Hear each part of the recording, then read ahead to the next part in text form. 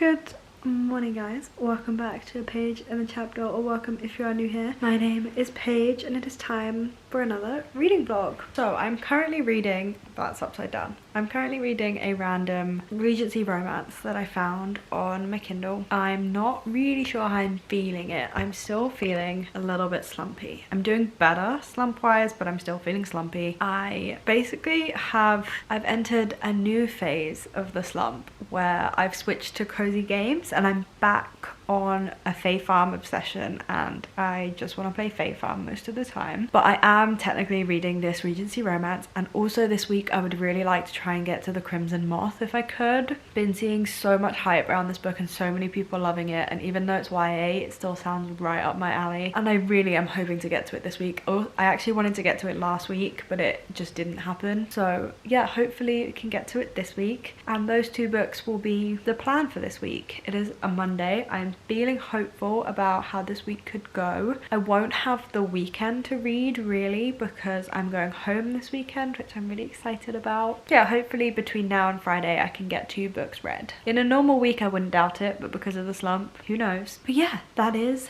the plan, and I'll catch up with you when I have done a little bit of reading of this book that I don't remember the title of and is really not tempting me very much. If you guys remember, like a couple weeks ago I was in a Regency romance phase and I read like 3 of them in a week. I thought maybe if I picked up another one I would also get through that just as quickly and I would kind of launch myself back onto a nice trajectory of reading. But turns out I did that because I was in a Regency romance mood, and I can't force myself to be in a Regency romance mood, so we'll see how this goes. Thank you for choosing to watch this video. Thank you for clicking on this video. Hopefully, fingers crossed, everybody pray and give me some good energy. This is a good week for me because I really need one.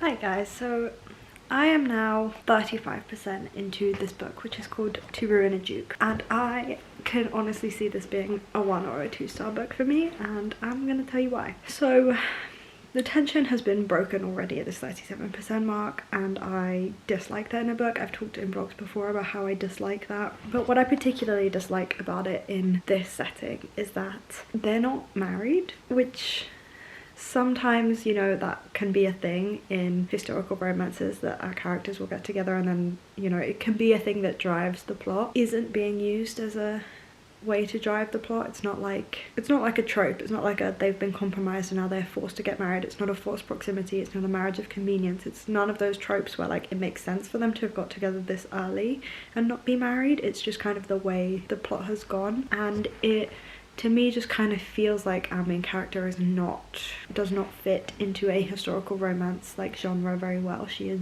very, very modern in the way she acts, and it's why I think their relationship has progressed as quickly as it has, is because she doesn't act like she's from a Regency time period. On one hand, it's a I'm not like other girls kind of thing, which is annoying anyway.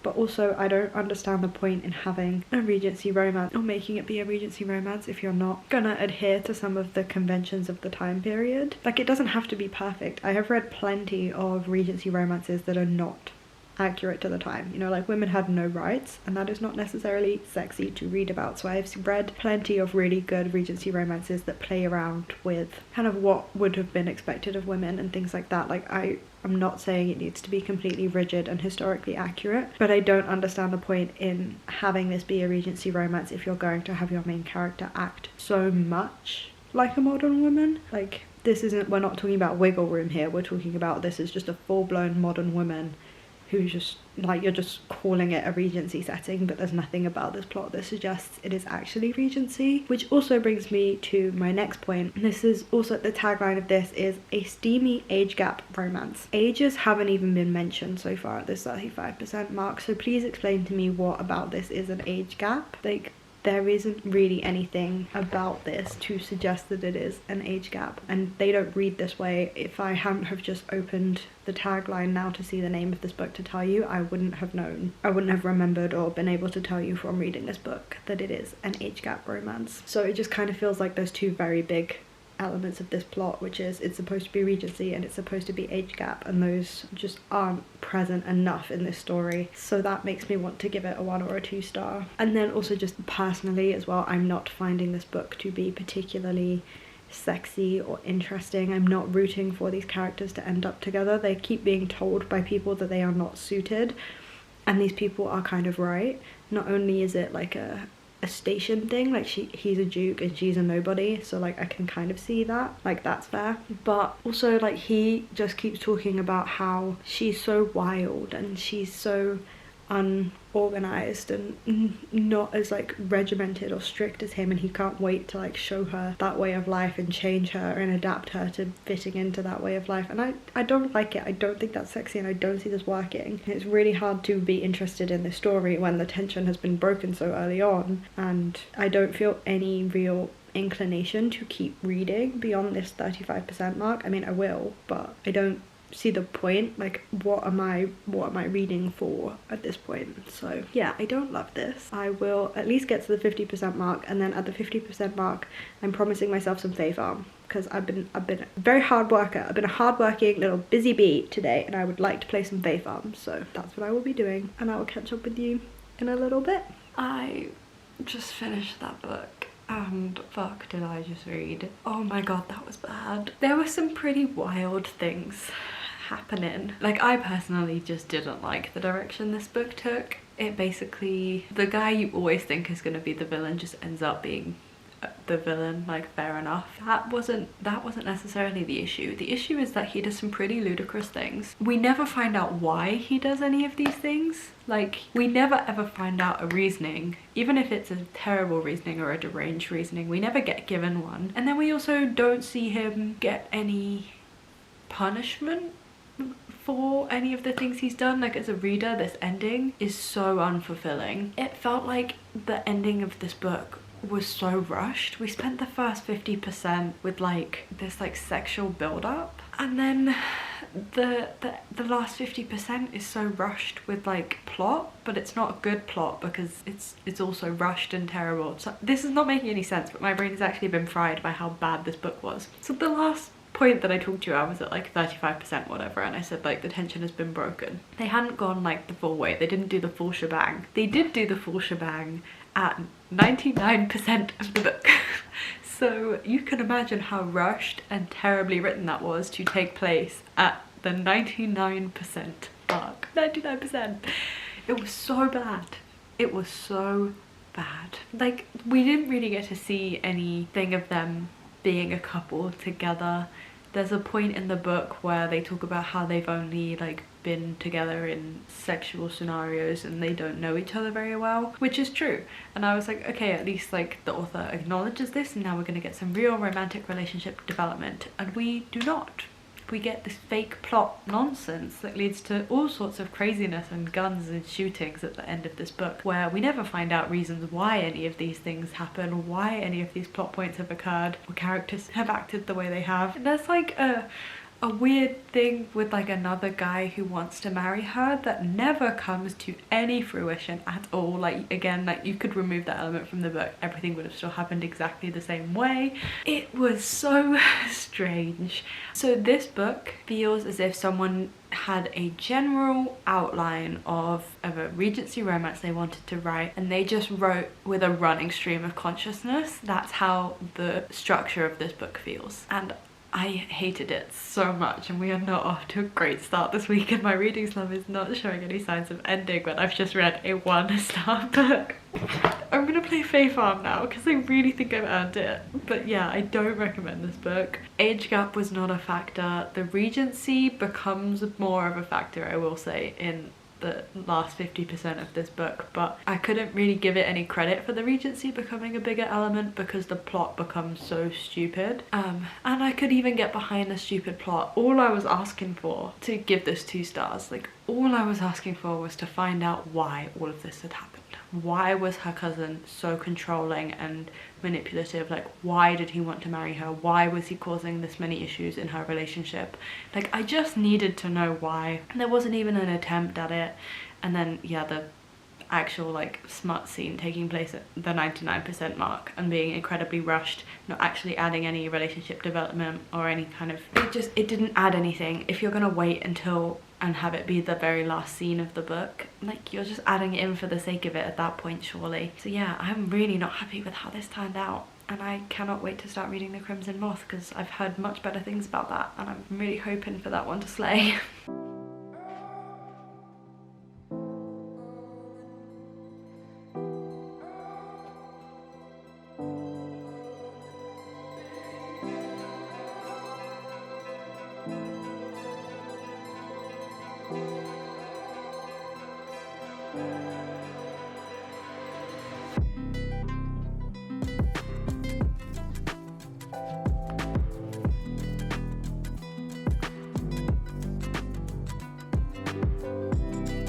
This book is exactly what I needed. This is so fun. Witch and a witch hunter, enemies to lovers kind of vibes, and I am having so much fun with it. I'm only 60 pages in, but I can just tell that I'm gonna have such a good time with this. I do really want to play some Fae Farm tonight though, so I'm trying to pretty evenly balance my evening between playing Fae Farm and reading, and also doing the editing that I need to do, and I already feel like I'm running out of time. It's stressing me out. But I did take a bath and I did read a decent chunk of this in the bath, and I'm just having such a good time with it. It's so easy to read, even for a fantasy. Like, the magic system is well introduced. Like, I don't know if it's going to get more complicated, but right now it feels very simple. And at the beginning of each, like every time a new type of magic or like a new spell is introduced in a chapter, at the beginning of that chapter there will be an excerpt from a magical spell book that will tell you what you need to know about that. So then it's kind of just brought up in the text and you already know what our main character is talking about. And I'm actually quite enjoying that style of world building, and it gives me an actual reason to read the little excerpts at the top of chapters, because not gonna lie, a lot of the time I don't read those. So yeah, I'm having a lot of fun with this. Our main characters are like very suspicious of each other and both like trying to get close to each other to get information from the other one and trick the other one, but they don't know that the other one is doing it just to trick them. It's got the setup of an absolutely amazing enemies to lovers romance, and the witch hunter vibe is done so well. I'm really enjoying this so far, and now I'm gonna edit and then play a little bit of Fae Farm, and then hopefully, fingers crossed, I will have time to go back to reading again afterwards, but I'm not sure. Time is flying by this evening. Probably doesn't help that I spent ages washing and drying my hair because I spent time in the bath reading instead of washing my hair. So yeah, this is just kind of what a Tuesday evening is for me. Tuesday evenings are hair wash days, and because I upload on a Wednesday, Tuesday evenings are also editing days. So between the hair washing and the editing, it's a real fight to squeeze in my other hobbies. I have no one to blame but myself. I do this entirely to myself. It is just the routine that I'm in. Yes, I better stop yapping and go and actually do the things I need to do, and I'll catch up with you in a bit. I am obsessed with The Crimson Moth. This book is so good. I woke up early this morning to read this book. I can't believe that a YA fantasy has pulled me in as much as this one has. I feel like it's been a really long time since I felt as excited and obsessed with a YA fantasy as I would with like an adult fantasy. And I love the witch hunter vibes. I have ideas of where this is gonna go, and I've heard that the ending of this is like painful, so I'm kind of scared because I think it's gonna be a long wait till the next book. But yeah, I'm very into this book at the 230 page mark. I'm really hoping to get this finished today because yeah, I'm just enjoying it so much. I can totally see why everyone is raving about this book. I will also be on this hype train, and if you haven't read this, then I think you should be, or you should at least add it to your want to read radar, because trust me, this is so good. The tension between our two main characters is amazing, and it has this wonderful element of, you know, like our female main character knows he's a witch hunter and that she's a witch, and she's like just trying to get close to him for information, but she also knows that he is suspicious of her for being a witch, and there's so many layers of like, I know but you don't know that I know kind of layers. But then underneath all of that, they are getting close and they are being real with each other, and there's this wonderful like tension in the relationship of them not quite knowing what's real and what's not real anymore, and what is them faking it to trick each other. And it's because they're kind of aware that the other person is doing it too, it adds this added element of, okay, this person's acting like they're in love with me, but I can't believe that they are because I know that they're suspicious of me. And it's so good. I'm genuinely scared for the feels the rest of this book is gonna put me through. I'm at like the halfway mark. I'm scared, I'm excited. I think I could be in a real like book hangover after this. And so yeah, I will be sitting here and reading the rest of this book now. I just finished The Crimson Moth. Why is this one of the best books I've ever read? Oh my god, I'm obsessed with this and I don't know how the hell I'm supposed to wait for the next installment of this series. It was so good. I was so giving this 5 stars. The whole witch hunter vibe, the who is she meant to be with vibe, the ending was not what I expected at all. I mean, like, in some ways it was, but it also wasn't. It was so good. Oh my god, everybody go and read this book. This is incredible and I do not know what the hell to read next because this was just that good. Like, the book hangover is hangovering. Just a little update to say, oh my god, I love this. I'm giving it 5 stars. Everybody go read it. And when I haven't literally just closed the pages of the book and I have some thoughts other than screaming, squealing, I will share them with you. I have now finished work and it is time to choose the next book. That is bright. I'm in the mood for a fantasy, so I'm thinking of maybe going with A Fragile Enchantment. I've rearranged my bookshelves a little bit for reasons. I am unsure if they're going to stay like this. I don't think they are, because I did like the little genre setup that I had, but I do like having some of my Fairy Loot books facing out, so I might steal ideas from this and keep ideas, but that is besides the point. I'm in the mood for a fantasy, but we have options, and that's the problem, really. I could do A Curse for True Love, I could read A Fragile Enchantment, I could read Feybound, I could read the book that is actually on my TBR this month, which is The Unmaking of June Farrow. So I'm thinking of giving The Unmaking of June Farrow a try, since that one is on my TBR. And my TBR is supposed to help me in times like this where I'm not sure what to read. I'm supposed to be able to consult my list. That is the main reason that I like having a TBR, because otherwise I find it a bit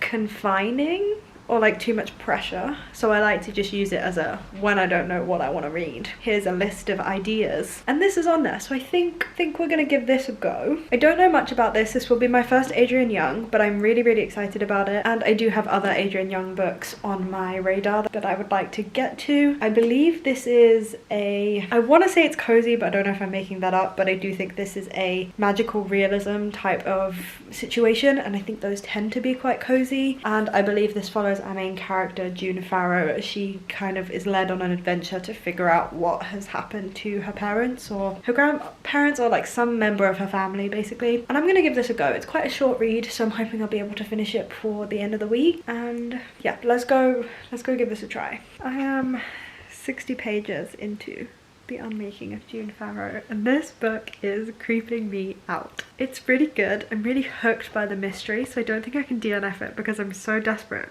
to understand what is going on here. I'm so confused but drawn in by this like mystery. But this isn't a type of book I would normally read. The tone of this is darker than I would normally go for. It's really putting me on edge, and I don't really like that when I'm reading, but I do think it's good to try different things, and I have been in and out of a slump lately, so maybe trying something completely different and not like what I would normally read will work. And I do think this book is very well written, and I am absolutely grasped by the mystery of this. I would like a romance element. Maybe we haven't got there yet, or maybe it's not a thing at all. I think the mystery is enough to sustain the plot here. Personally, I would like a romance subplot. But yeah, I'm a tiny little bit of the way into this book, and I'm really enjoying it so far. It's just putting me really on edge because I don't really like things that have a mystery like tone or like a darker tone, because they make me feel kind of anxious, and I'm home alone and I'm reading in the dark.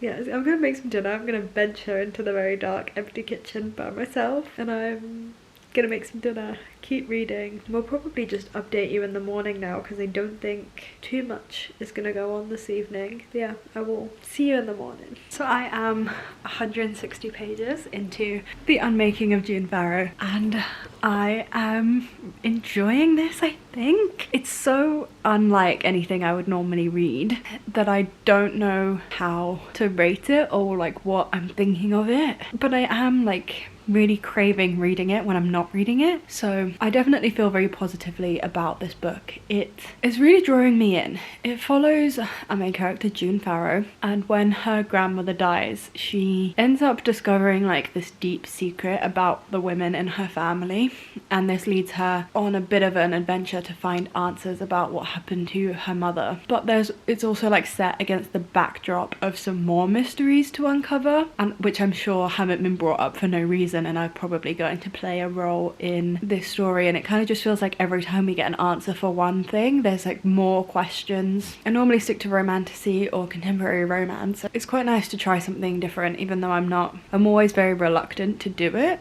But this has been such a pleasant reading experience, even though it did really freak me out in the beginning. Once I kind of realised what was going on, it stopped being so terrifying. But the tone of this book, paired with the fact that I had no idea what was happening, I was really freaked out. And like being home alone and stuff, every like little noise was freaking me out. Jack got home and I had every single light on and he was like, "What are you doing? That's so expensive." I was so freaked out. But yeah, I'm absolutely loving this now. I've got a little bit of time this evening. I don't normally read on a Friday, but I have some more time.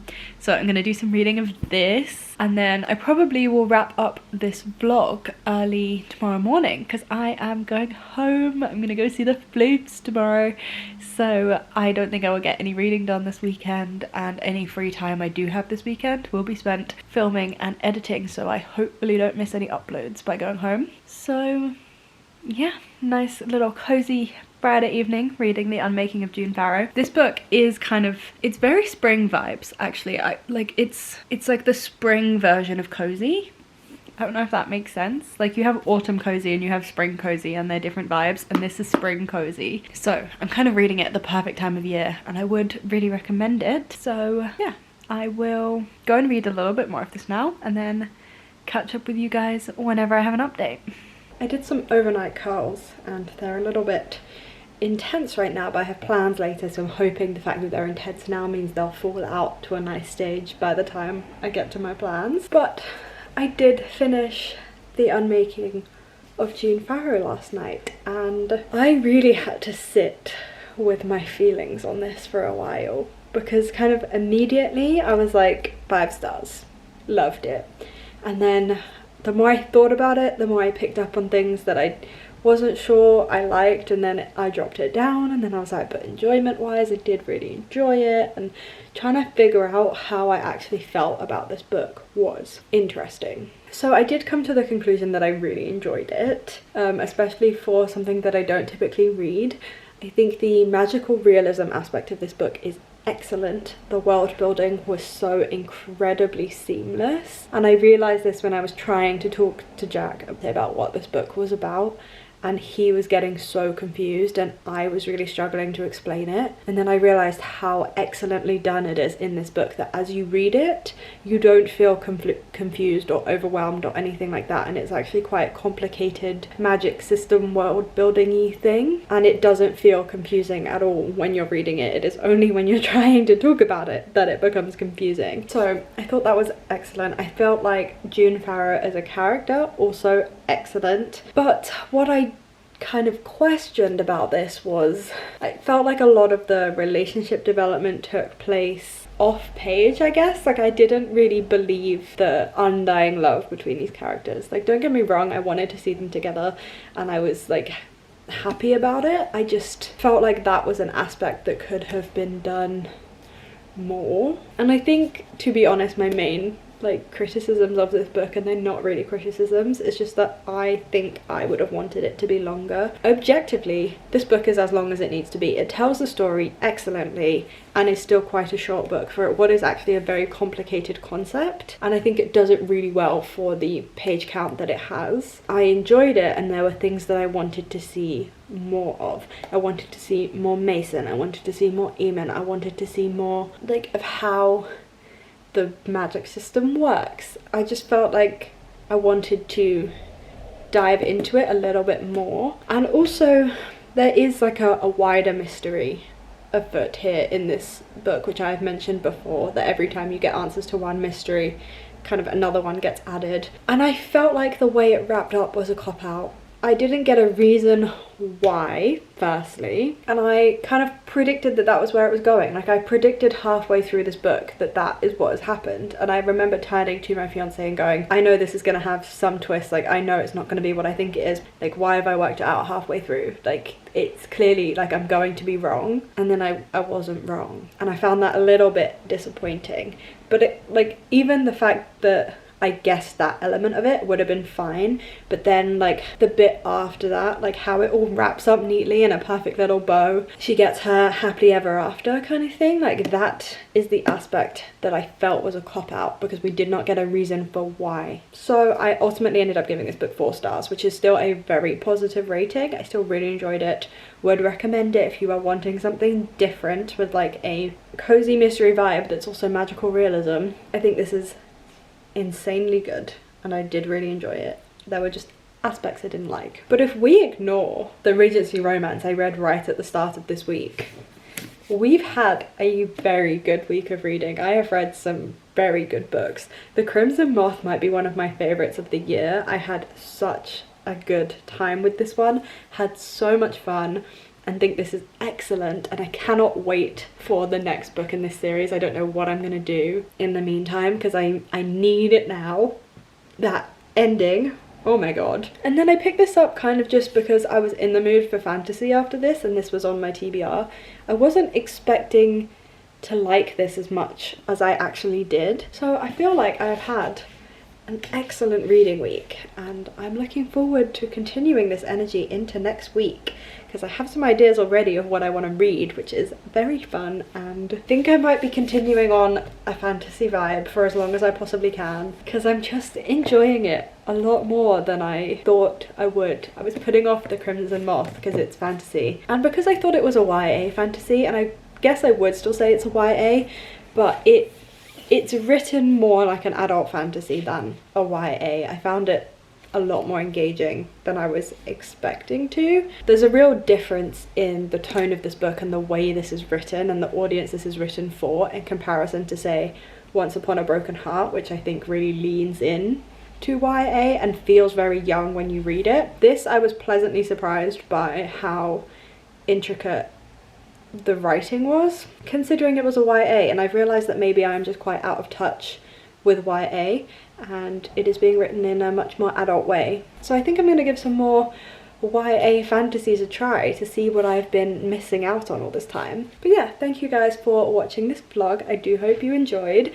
Let me know down in the comment section if you have read any of these books, if you have any of these books on your radar, what you thought of them, if you're excited for them. Like, just tell me your thoughts, guys, particularly on the Crimson Moth, because I need to talk about it with people. If you guys did enjoy this video and you would like to see more from me, then do please feel free to hit that big red subscribe button down below and stay tuned for future content. I upload every single Wednesday and every single Sunday, so there is no shortage of bookish content here for you to enjoy. And without further ado, I hope you guys are having a fantastic week, you're enjoying everything you are reading, and there are no reading slumps in your future. And I will see you for my next video. Bye guys.